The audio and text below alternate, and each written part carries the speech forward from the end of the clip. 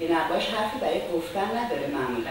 گفتارشو میکشه روی بومشان کاغذش و شما نگاه میکنیم و ازش برداشتتون میکنیم. منظورم اینه که تا چه اندازه سعی میکنین که این شبیه نارنجک نشه یا بذاره؟ وای اگه من اندازه تو فکر کنم موقع نقاشی کردن که اصلا نقاشی نمیکنم. من هیچ وقت راجع به نقاشی فکر نمیکنم که چی باید بکشم. من نقاشم، من از دستم نقاشی در میاد. چون قرارش نیست من فکر کنم، قرارش که من حس کنم. و بعد اگه کسی میخواد راجبش فکر کنم. من برای سیگارم. وایسا. نه جلو اصلا هیچ نگران هیچ. اگه یادتون زیاد مهم نیست. اگه یادتون. نه اصلا بیخش با اصلا بدبخت کاری نداریم. شما راحت هیچ مسئله هیچ مسئله. اون سر کیه؟ میخوام شما بزنید دوباره هیچ مسئله. فقط چیزی من میگی. نه عالیه. میتونم راحت باشم. الان عالیه. پوستر پشت اون چطوره؟ همه چیز درسته. داری میگیری؟ بله. شما حاضرین؟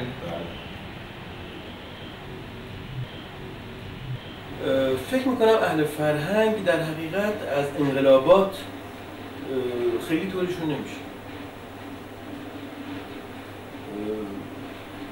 میمونه اگه کاری باشن و اگه درست کار باشن میمونه.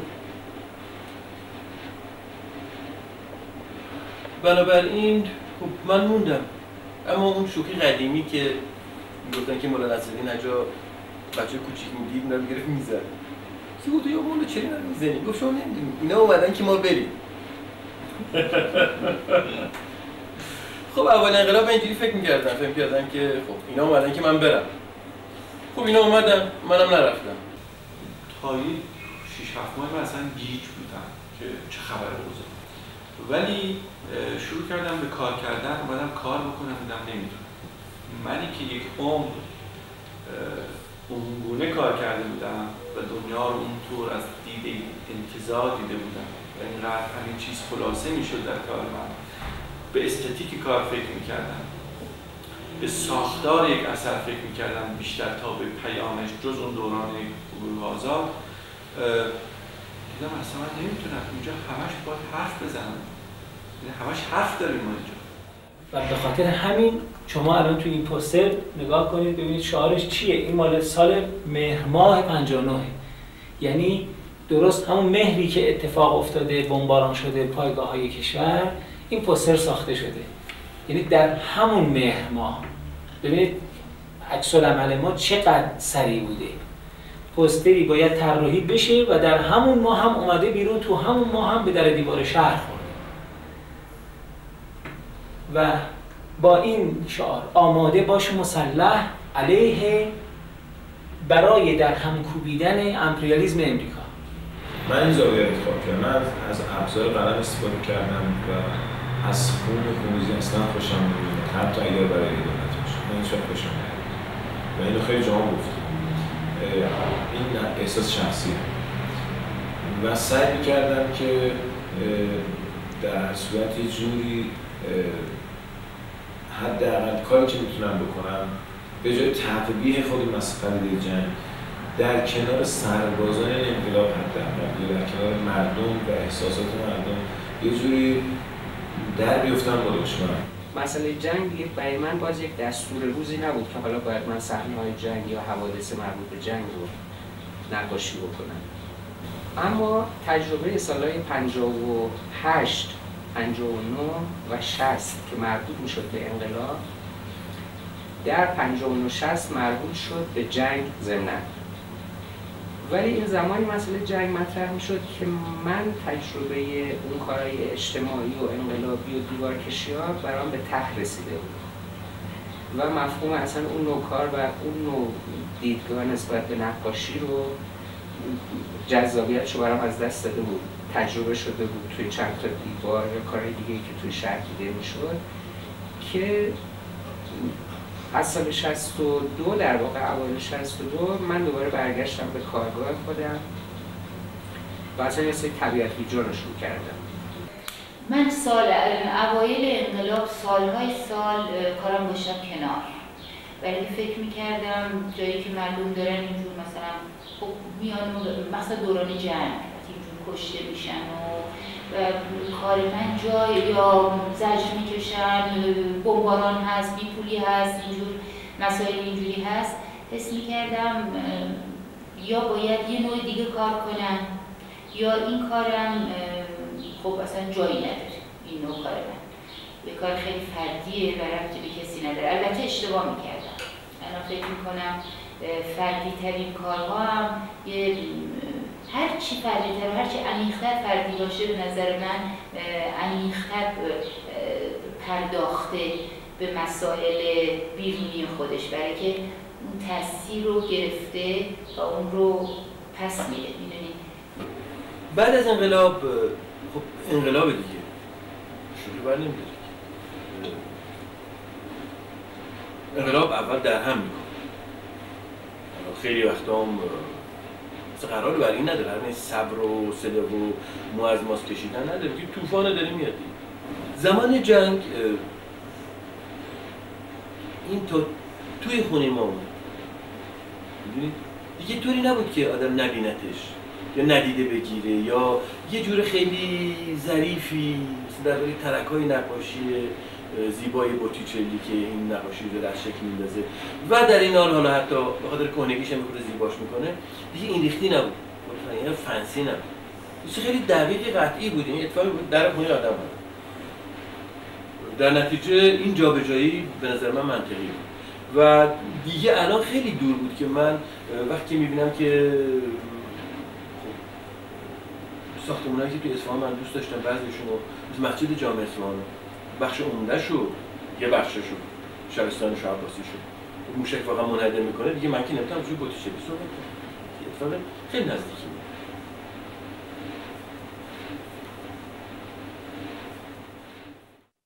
من یادم میاد که نشسته بودیم در تلویزیون با بچه‌ها، من و رنا و روزبه داشتیم تلویزیون تماشا می‌کردیم. عصر برنامه یادم نیست چی بود، ممکنه نزدیک می‌شده به مثلا تلویزیون به برنامه عزار، شعله‌های آتش رو نشون میداد و از جهنم حرف می‌زد. روزبه بچه من اون موقع 5 سالش بود، به من گفت بابا جهنم راسته. پیش از اینکه من فرصت کنم توضیح بدم تمام خونه شروع کرد یک صدای مهیب لرزیدن، شیشه ها و برق رفت و قطع شد، همه چیز سیاه شد و هیچ کس نمیدونست چیه. آمدیم پایین، تلفن‌ها شروع کردن زنگ زدن، تلفن‌ها مغشوش بود. این اولین موشکی بود که به تهران خورد و صدای اینطوری میداد وقتی رد میشد. این صدا آمد و من با اون صدا بیدار شدم و چراغ بالا سرم روشن کردم. یه آینه جلوم بود، آینه مهدب شد، من خودم مهدب دیدم و بعد مقعر.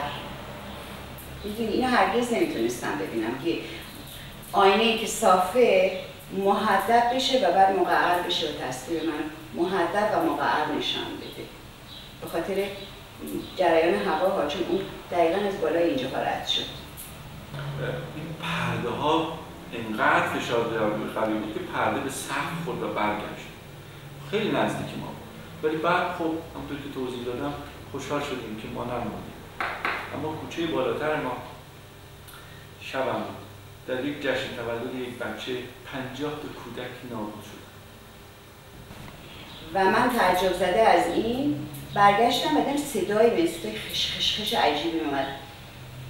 دنبال صدا رفتم دیدم یک توده انقدر سوسک که هرگز تو عمرم ندیده بودم. اینا به هم فشرده در حال جنگ میغلطیدن و خشخشی از این که در میاد از صدای اونا بود میغلطیدن و با هم کلنجار میرفتن چسبیده به هم. حالتی که مردم اصلا نمیفهمیدن چجوری از خونه هاشون بریزن بیرون، همه با لباس خونه. و منم اومدم بیرون، برقا قطع شده بود و همجور جرقه و بوی گاز و از دیدن این منظره به یک حالی از چندش دچار شدن که باعث به پیپاف و اینا به دنبال سوسکا رو تاروندم به طرف ایوون و در رو بستم. و همسایه های من که ماشین داشتن میرفتم برای کمک به این بچه ها و یکی از اینا یک پیکان سفید داشت که وقتی اومد توی پارکینگ همینجور روی پیکانش جای خون بود و من که ایستاده بودم گرفت به لباسم. خودم قشنگ یادم یک پیرن راهی سفید سرمه‌ای تنم بود. صبحش که بیدار شدم فکر کردم شاید تخیل من بوده. در ایوون رو باز کردم رفتم سراغ سوسکا دیدم نیستن، ولی توده دست و پای شکسته سوسک مرده اونجا ریخته بود، یعنی معلوم بود اون اتفاق افتاده. یعنی همچین چیزی رو محال بود در یه حالتی غیر از اون شب من ببینم اون تصویر رو. اون همه سوسک همدیگه رو میخوردن و در حال جنگ با هم میغلطیدن و میرفتن جلو. شب جشن عروسیمون وقتی داشتن غذا می‌بردن برای مهمونا آژیر خطر زدن و خیابونا بسته شد و ضد هوایی‌ها شروع کرد به کار کردن. همه اونجا وحشت زده یه خلاصه رفتن توی خودشون توی جایی سوراخی خلاصه خودشون پنهون کردن که وضعیت سفید بشه و بیان بیرون. خلاصه همه آدما دچار یه چنین تنشنی بودن. ما همیشه حاضر بودیم که زودی بچه‌مون بغل کنیم، مثلا بچه‌ها رو جور کنیم بیام بریم توی پارکینگ. این اتفاق معمول بود برای همه. این جزو عادات روزمره شده بود. یعنی شما صبح بلند میشید از خواب مسواک میکنید، صبحانه میخورید، بعد میرید سر کارتون، بعد حالا وسط اینا شما صبحانه میخورید، بعد میرید زیر زمین، میایید بیرون، میرید زیر زمین، میایید بیرون، میرید سر کار در میرید تو زیر زمین. این زندگی روزمره انسان ها بود تو همه جای ایران. زمان بمباران با مهدی کفایی توی میدون تجریش گیر کردیم. معلومه که هواپیما دارن. بعد سر غروبی بود. همه گفتن خاموش کنید. همه میگفتن خاموش کنید. چرا خاموش نمی‌کنید؟ و مهدی کفایی من پهلوی این سینما آستارا هست بین سر پل و میدون تجریش اونجا ایستاده بودیم که خب این بیاد و بمبار رو بریزه و بره. و مهدی کفایی نگاه کردید که این تابلوهای نورانی هست پلاستیکی که مال دکتراست با پزشکاست که ردیفن، اینا رو خاموش نکرده بود. میگفت اینا رو من باید الان چیز کنم بشکنم که این گفتم ول کن. مثلا اون هواپیما یه دونه تابلوی دکتر فلانی طوریش نمیشه. میگفت نه باید. همه اینا خاموش بود، فقط مال یه دکتر روشن بود. این شد که پاراجورا رو برداشتم و به طرف این پرتاب کردم. زد خورد به بالایش شکست، زد خورد به پایینیش شکست، زد خورد به بغل دستش. این 20 تا تابلو رو شکست، آخر اونی که روشن بود نشکست.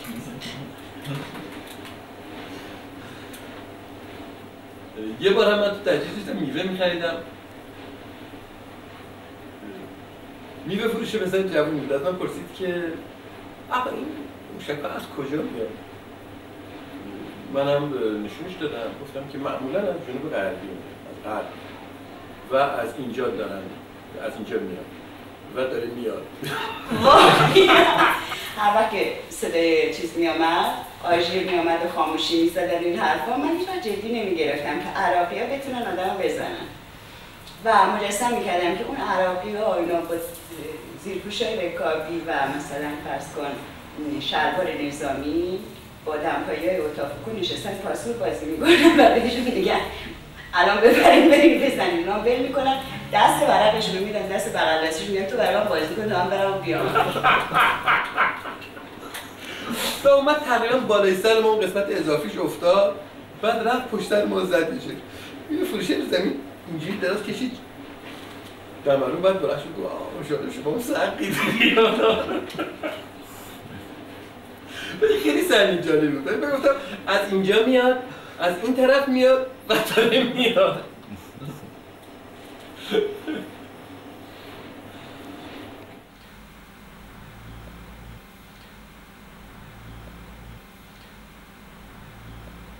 من بسیار غمگین بودم. من درست یادم میاد که یک زمانی بود که درست توی عید نوروز بود و که دیگه اصلا شهر به کلی خالی شده بود.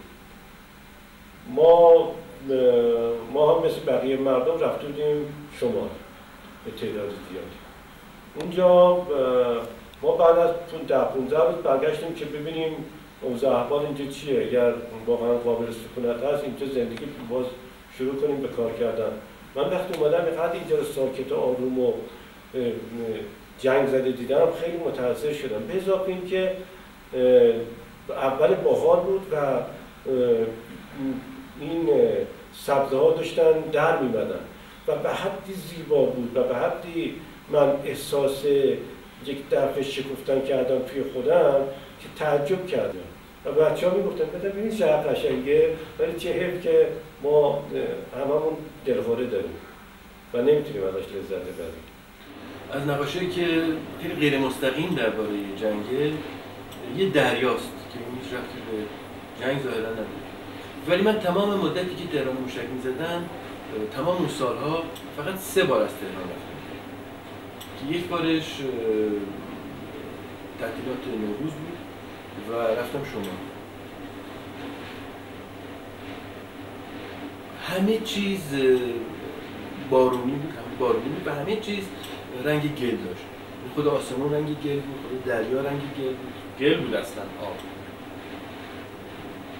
این یکی از تلخترین چیزایی که من کشتم فکر کنم، برای اینکه حاصل که تلخی خیلی زیادی بود، حاصل اون مرگ در انتظار بود، چون که برگشتنمون به تهران قطعی بود و قطع شدن موشکباران هم قطعی نبود.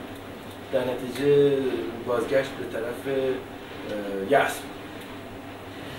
و عاشق شدن هایی که دیدم در موشکباران و بچه دار شدن هایی از زنهای اقلیمی که از شوک بمباران و ماندن بچه دار شدن و خیلی چیزای زیبایی که فقط چسبیده به اون درجه از مرگ میتونه اتفاق بیفته از زندگی. نه، هر جای دنیا بودن به زور یک ویزای جعلی درست میکردم برای خودم و میمدم ایران زندگی میکردم. از این رویارویی مرگ و اون ترسه یه جوری خوشم میومد از اینکه داشتم یک چیزی تجربه میکردم که تا حالا تجربهش نکرده بودم و ترجیح میدادم که تو دل ماجرا باشم. فکر میکردم اگر ازش فاصله بگیرم بیشتر آزارم میده تا وقتی که هستم. همونطور که برای دوستان ما که در خارج بودن تو این سالها اصلا نفهمیدن که موشکباران یعنی چی. ناراحتی فراوان کشیدن.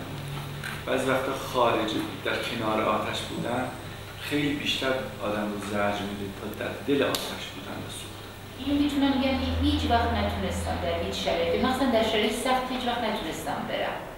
اگه خواستم برم همیشه در شرایط خیلی آسوده و راحت بوده که بعد فکر کردم حالا برم یه کار دیگه ای مثلا بکنم، چون به اندازه کافی اون فضا چالش داشت. اون فضا به نظر من یه جوری خیلی چیز خیلی عظیم تاریخی بود، داشت اتفاق می‌افتاد و ما وسط ماجرا بودیم.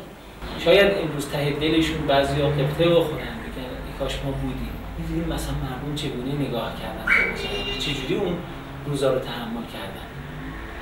بعضیام نه ممکنه فکر کنن که خیلی آدمای هوشیار و زرنگ و آگاهی بودن که جونشون رو برداشتن و رفتن و سالم برگشتن. اگر اینجا بودن ممکن بود که نبودن. اگر اونطوری نگاه کرده باشن من به شخص متاسفم. من اعتقاد ندارم که تا تلنگوری به ما باید میخورد شهر و دیارمون رو در ترک بکنیم و بریم بگیم ما بریم دیگران بمونن مواظبت بکنن. به پیش از اون برمیگرده اشاره که کردم، یعنی به نسل مهاجری که بلافاصله بعد از انقلاب رفتن یا در سالهای بعد از انقلاب رفتن. من هیچ وقت نبخشیدم. اگر کسی جونشو به در برده حق رسما داره بگه، چون که حفظ حیات حق، مگر اینکه اینقدر پشیمان بشه که برگرده بگه من بکشم، اشکالی هم نداره، اتفاق میفته. و در غیر این صورت جونشو داره نگه بحثی. آدمایی هم هستن که در طول زندگی، در طول تاریخ، در جستجوی فضاهای وسیع‌تری برای کار، برای فعالیت، برای خودشون پیدا کردن. این هم حق داره. از سعدی که عزیزتر که نیست. ولی ببینید یک اتفاقی در یک جایی یک حال ناخوشایندی پیدا میکنه که با این مجموعه که ما سعی میکنیم اینها رو توجیه بکنیم نمیخونه. یعنی منطقاً میخونه، حساً نمیخونه. شاید میگم از نظر احساسی یه نوع برتری جویی در ذهن آدم به وجود میاره که من که اینجا موندم آقا به هر حال وفادارتر بودم به این مردم، همدردیم بیشتر بود. یا اون که خارجه ولی که داخله میگه آقا تو که در رفتی و رفتی، من به این خاک وفادارتر بودم. اینا مقدار مسائلی است که نمیشم رد کرد، نمیخوام رد کنم چون خود من هم وظیفه احساس بر من آمده. من فکر میکنم وقتی که یک نسل فرهیخته نیاز به نمیگم حامی ولی نیاز به کثرت داره تا حجتش رو قوی بکنه، تا بتونه در مقابل هر حجت سلب کننده‌ای به اشاره به کثرتش، چون که حجت که سر جاش حق با شماست یا نیست، حالا هرچی، ولی خود کثرت یه جای کمک میکنه به این حجت. اینو از من گرفت. در نتیجه روشنفکر ایرانی تبدیل شد به روشنفکر خودباخته، روشنفکر بریده از مردم، روشنفکر گریخته. خب من تو کتم نرفته این حرفا. من روشنفکرم، افتخار میکنم که روشنفکرم. من هیچ راه دیگری برای حل مسائل جهان نمیشناسم جز این. خیلی دکارتیه، باشه اشکالی. اما نکته که هست این که من تنها گذاشتم. برای چی من تنها گذاشتم؟ ترسیدم. ترس حقه. جونشون نجات. فضای فرهنگی میخواستن. دنبال امکانات مالی میگشتن که اینجا کار نداشتن بکنن. همه اینا درسته. همشون هم میپذیرن. اما من تنها گذاشتم. شما حس می‌کردین که رها شده بودین یا حس می‌کردین کسی که رفتن باید اینجا بودن تا یه جوری با شما باشن؟ نه به اون فکر نمی‌کنم، برای اینکه می‌دانم که انسان‌ها وقتی با تجربه مرگ روبرو میشن تمام چیزهایی که اسمش هست، ادب، متانت، فرهنگ، نمیدونم تربیت، تمام اینها متوقف میشه. تمام جذابیت تماشای صحنه مرگ و زندگی اینه که اون بریرها همه میره کنار، آدم‌ها خودشون میشن خودشون. به نظر تباور این ادعاها و این نوع چیز اصلا راجبش گفتگو کردن مسخره است که حتی آدم بگه که من این کار خب تو یه چیزایی قرار میگیرن آدم‌ها مقرر میکنن دیگه. قضیه خیلی پیچیده‌تر از اینه. نه من اصلا دوست ندارم اینجوری قضاوت کنم. نه درباره دلیل کسانی که موندن، نه درباره به اصطلاح بزدلی کسانی که دورتر شد. نه اینو دوست دارم این بس نکنیم. یعنی اینجوری هم نمیبینم راستش قضیه بود. مسائل انسانی خیلی پیچیده‌تر از ایناست. توجه می‌کنید که به این راحتی بعدم الان دیگه، حالا حتی اگر اون زمان برای کسی شاید مثلا دوست داشته اینجوری بکنه، الان بعد از 7-10 سال باید با سخاوت بیشتری دید قضایا. نه من تنها گذاشته شده بودین؟ نه من میگم اصلا چون در اون باره فکر نمی‌کنم پس قضاوتم نمی‌کنم دیگه. در واقع یه دورانی رو گذروندیم و اصلا یاد گرفتم تو این دوران این چیزی که به من این مملکت یاد داد که دیگه قضاوت نکنم. این کاری که ما مدام می‌کردیم زمان جوونیمون و شاید الان هم خیلی‌ها می‌کنن و همینا درسته. همشون هم میپذیرن. اما من تنها گذاشتم. مثل بچه‌ای که شب پدر مادرش تنهاش می‌ذارن چون که باید برن ختم فلانی. کسی هم نیست این نگهداری بکنه. اینم باید تو خونه بمونه. آره اون هر سایه‌ای که روی دیوار میفته فکر کنه پولیه. هیچ خوش نمیگذره. اونا باید برن، اینم باید تنها باشه. برام میگردن بالاخره. میگردن. اما یه اتفاق بدی در من میفته، این اتفاق یادم نرفته. اون تنها موندم. حالا اینجا یه بحثی باید بکنم. بحثی که قرار بود بکنم با شما. این حرف رو من با بسیاری از دوستان هنرمند خودم در این دوران جنگ و بعد از جنگ داشتم همیشه این بحث رو که بسیاری از دوستان ما این گونه فکر کردن که آقا بنده نقاشم همیشه هم گل میکشیدم. بعد حالا 8 سال در این بیچارگی و ذلت زندگی کردم، مرگ و مرگ همه جانبه که صدها بار از بالا به پایین خزیدم زیر زمین، آمدم بیرون، چه بسا بچه‌م در جبهه جنگ کشته شد، نمیدونم خیلی اتفاقات، ولی من هنوز همچنان نقاش گل‌های زیبا هستم. همچنان گل‌های من همون روح‌های قدیمی رو دارم. همچنان همون طراوت و زیبایی گل‌های قبل از این داستان رو دارم. این اصلا باور نکردنیه برام. یعنی اصلا مغایرت داره با معنای خلق هنر. من فکر می‌کنم اگر که یک کسی زیر موشکباران بشینه گل نقاشی بکنه فقط، میشه فکر کرد که عجب تاثیر شدید جنگ روی او داشته. در واقع دنبال چیزی که اساساً وجود نداره، یعنی در تناقضش داره حرکت میکنه. حتی اگر یک کسی هم موقع گل بوته هم ساخته، نشونی این هست، شاید جنبه خوشبینی من هست، نشونی این هست که خواسته بگه بهتر این که به این چیزها دلخوش کنیم. آقای عزیز، دوست عزیز من، 8 سال بر تو چه گذشت؟ ولی تو درست مثلا موشک میخورد، عده‌ای کشته میشدن، تو در اون دلهره حتی به سکته قلبی نزدیک میشدی، بعد نجات پیدا میکردی، میرفتی، بعد یه نیم ساعت که حالت خوب میشد گفتی خب حالا برم نقاشی آموزم، برم تو آتلیه‌ام. بعد میرفتی تو آتلیه‌ات، باز همچنان هم دستی گل‌های زیبا رو از باغچه میکندی و میکشیدی. آیا واقعا تو اون گلی رو که می‌دیدی میکشیدی همون گل قبلی بود؟ تا چطور میتونی باور بکنی که این هیجانات و این اضطراب‌ها، این نگرانی‌ها، این مرگ، این بدبختی در چشم تو، در رنگش، در فرمش، در تناسباتش، در کمپوزیشن کارش اثری نداشت؟ این اثرات کجا میرن پس؟ اون چیزی که روی آدم تاثیر میذاره قابل گفتن نیست، توی کلمه نمیاد، مثل غبار همچون میشینه روی آدم. حتی مثلا که 10 سال بعد بگذره، تو یه وقتی که داری کار میکنی، حتی با یک رنگ، مثلا با یک رنگ آبی باید یک چیزی میفتی.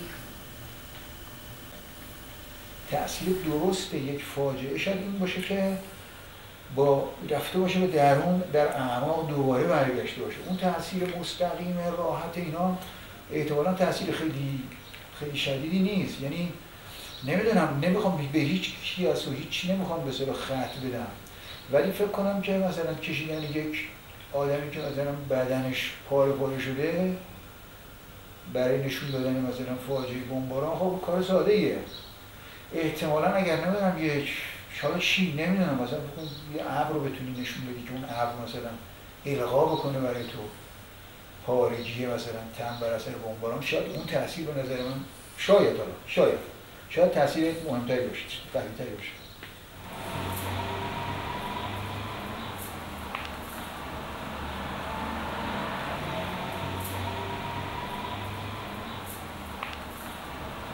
اتفاقا یکی از شبایی که گفتن امیرآباد، یوسف آباد رو میخوان بزنن و همه این منطقه اصلا رفتن، من با کمال پررویی ماندم اینجا و برای اینکه خوابم نبره نشستم سر کار و یادم میاد که یک اناری بود و یک پارچه سفیدی بود و من همینطوری این داشتم کار میکردم و وقتی که خورد، موشک خورد هم استادیوم پشت و چند شیشه های ما شکست. البته من حتی مشغول بودم چون فکر می‌کردم حالا چه ضربه خواهد آمد، ولی هیچی دیگه هیچ خبری نشد بعد از اینکه اونجا فرود آمد. فرداش که بلند شدم و رفتم سراغ کار نگاه کردم، دیدم اون اناره رگ داره، حتی آورت داره و مثل یک قلبه و میتپه. نقاشی اینجا هست، توی مجموعه خانمی هست اینجا. سرگردونی مردم، این صفای خاربار، نمیدونم صف تخم مرغ، صف گاز، صف کپسول گاز، همه چی صف بود، همه مردم مثل که فرصت پیدا میکردن که بیان تو خیابون یه خریده بکنن زودی برگردن برن خونه. یک چنین وضعی بود. من اون سرگردونی مردم خیلی سرگردونم میکرد و یکی از چیزایی که بازم من توی این دوران کار کردم بیشتر پورتره خودم بوده.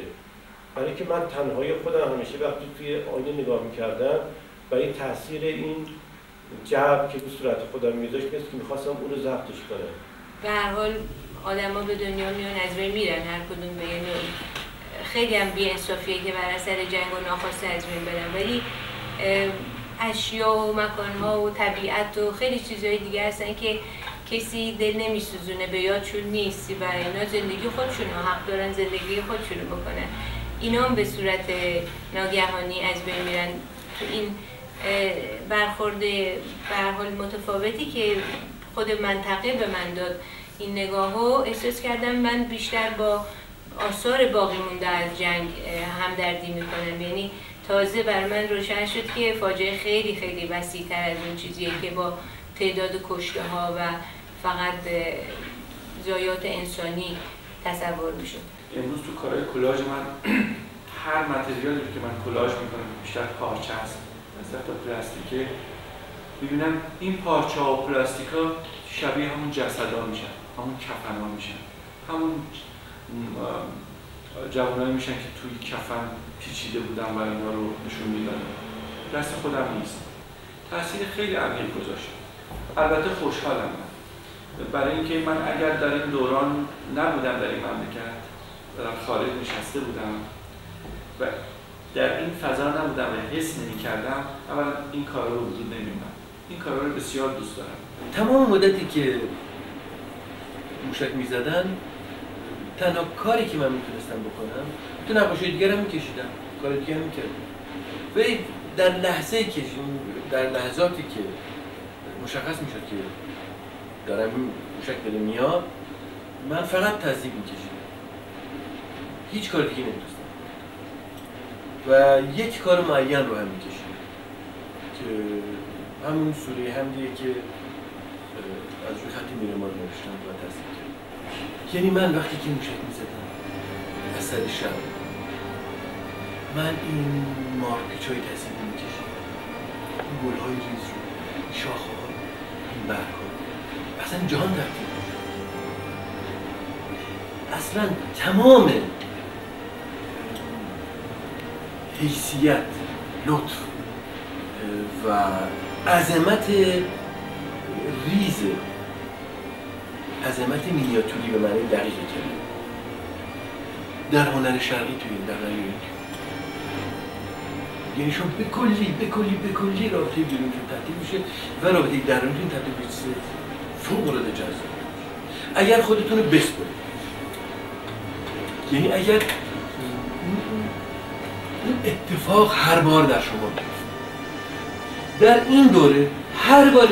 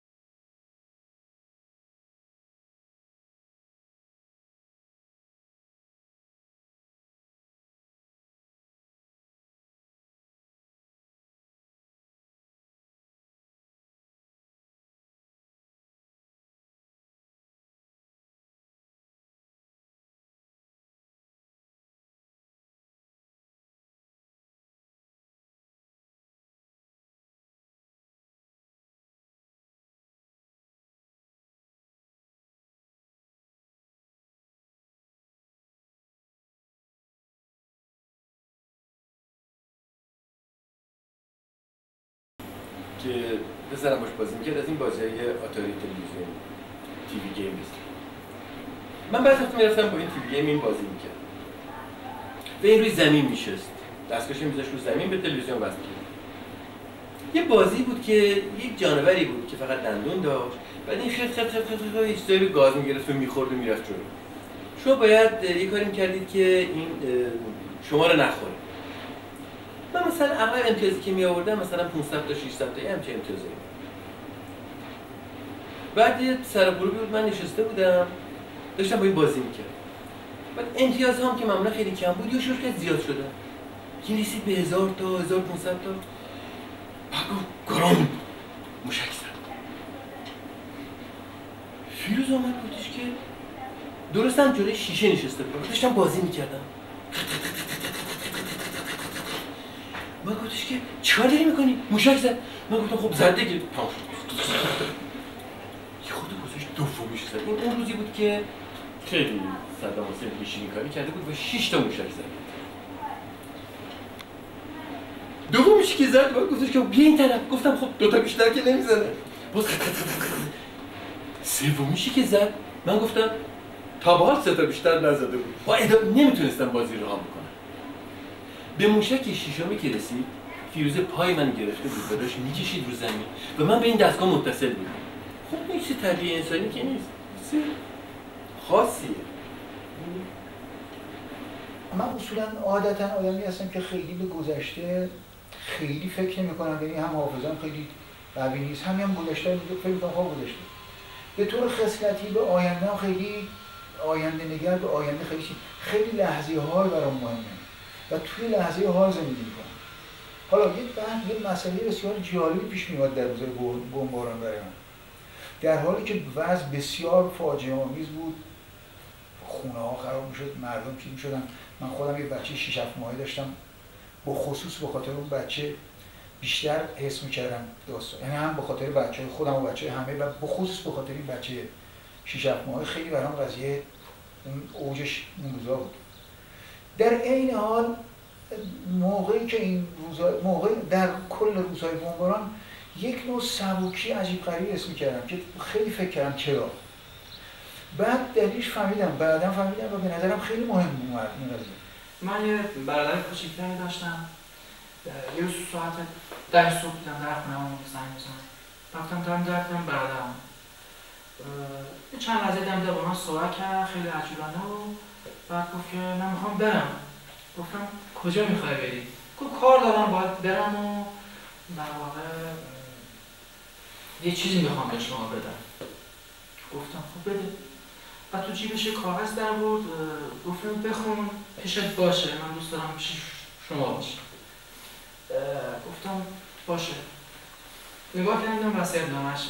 من میخواد بره جبهه. موقعی که این در شرایطی مثل بمباران مرگ تقریبا در خونه آدم یا حتی کنار گوش آدم دیگه اولا ترس مرگ از بین میره، چون دیگه هست دیگه روی آدم. بعد اون جنبه به اصطلاح سورپریز مرگ از بین رفته، یعنی دیگه وجود داره دیگه. از یه طرف بنابراین خیال آدم دیگه از مردن راحته، چون دیگه داره میمیره دیگه. امر مثل مرگ که قاعدتاً به طور طبیعی در زندگی در یه سنی به اونور برای انسان‌ها مطرح میشه یا جدی‌تر میشه، چنان به صحنه اول زندگی اومده، در پلان اول خودش قرار داده. یک جوان 19 ساله دائما داره به مرگ میاندیشه، برای اینکه در موقعیتی قرار گرفته که با مرگ فاصله بسیار بسیار ناچیز داره. خب این جابجایی یک شوک بسیار وسیعی که در کل جامعه هست. برای من اون لحظه که چون برادرم بود خاطرم هست، ولی همه این بچه‌هایی که رفتن و برنگشتن و تو این جبهه همین وضع رو تداعی می‌کرد. یعنی اصولا جنگ چنان جابجایی‌های از نظر عوامل و عناصر اجتماعی به وجود آورده بود که در همه عرصه‌ها شما دچار تشنج می‌کرد. شما به مرگ در شرایط دیگه داشت فکر می‌کرد. اون سبکی خیلی مهم بود به نظرم از این جنبه که آدم میگه خب دیگه دارم نمیرم، پس دیگه اولا آینده که دیگه خوشبختانه تموم شد، خیالم از آینده راحت سبک شد. گذشتم که دیگه تموم شد، حالم که داره این حس سبکی بسیار غریب به نظر من فکر کنم وقت کسانی هم که در جنگ یک جایی به عیسی و به شهادت میرسن گذشته از بحث‌های عقیدتی، سیاسی، فلسفیشون به نظر من این چیزی هم تجربه میکنن. یعنی به اون سبکی به نظرم هر کسی به یک نحوی میرسه، یعنی یه جایی که دیگه زندگی مهم نیست. برادر من رفت و من برنگشت. در سن 20 سالگی در یک از جبهه‌های غرب در واقع شهید شد. این نوع وقایع به این شکل در این وسعت بهار چیزی نبود که آدم بتونه بی تفاوت از کنارش بگذره. من به دفعات خودم رفتم به زهرا و در تشییع جنازه آدم‌های شرکت کردم، جوان‌های شرکت که اصلا نمی‌شناختم. ولی از نظر روانی برام خیلی عجیب بود. لازم بود که حتما میرفتم. من میرفتم واقعا در مراسم اون جوان در خاک سپاهیش حضور پیدا میکردم، نگاه میکردم، میدیدم، بعد رو میگریستم بدون که بدونم کی هستم. این نقاش حرفی برای گفتن نداره معمولا.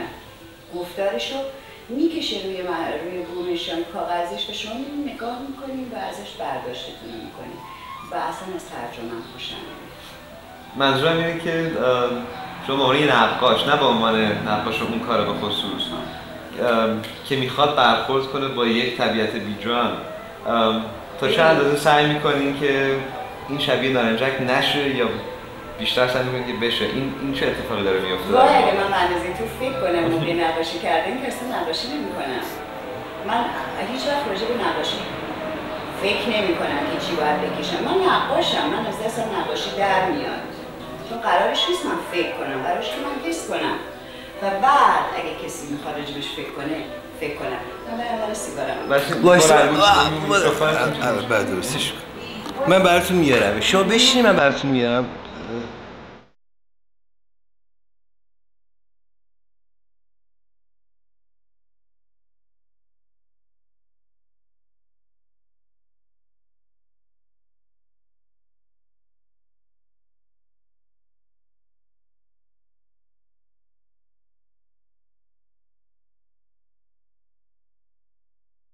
سیگار من میکشید؟